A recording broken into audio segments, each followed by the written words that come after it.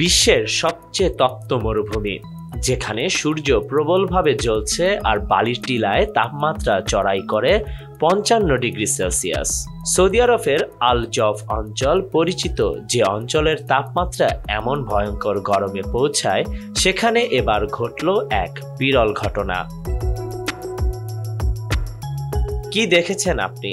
তুষারপাত মরুভূমির বালির ওপর। এক ভাইরাল ভিডিওতে দেখা গেছে মরুভূমির বালির মধ্যে সোনালী বালির ওপর জমে গেছে বরফের সাদা স্তর। আরেকটি ভিডিওতে জমে থাকা বরফের ওপর দিয়ে চলে যাচ্ছে উটের কাফেলা। আপনার চোখ কপালে উঠে যেতে বাধ্য। তাহলে কিভাবে সম্ভব এই অবিশ্বাস্য ঘটনা? সৌদি আরবের আল নাফুদ মরুভূমি, যেখানে গ্রীষ্মে তাপমাত্রা ৫৫ ডিগ্রি সেলসিয়াস পর্যন্ত চলে, সেখানে এমন তুষারপাত, আর সেসব তুষারপাত একেবারে অস্বাভাবিক নয়, বরং একটি নতুন জলবায়ু পরিস্থিতি এর প্রমাণ।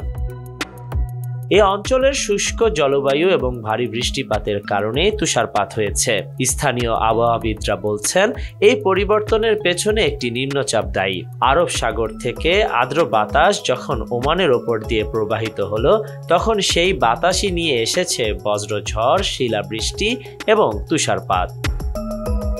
এমনই প্রাকৃতিক পরিবর্তন বিশ্বজুড়ে আরও ঘটতে পারে, কারণ বৈশ্বিক জলবায়ু পরিবর্তন নতুন পরিস্থিতির সৃষ্টি করছে। সৌদি আরব, সংযুক্ত আরব আমিরাত, এমনকি দক্ষিণ আফ্রিকাতেও এখন ভয়ঙ্কর পরিবর্তন দেখা যাচ্ছে।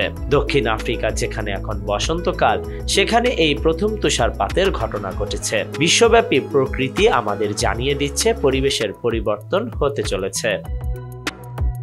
অতএব প্রাকৃতিক অবস্থার পরিবর্তন এবং বৈশ্বিক জলবায়ু পরিবর্তনের কারণে এমন অস্বাভাবিক ঘটনাগুলো যে আর বিরল হবে না, তা এখন স্পষ্ট।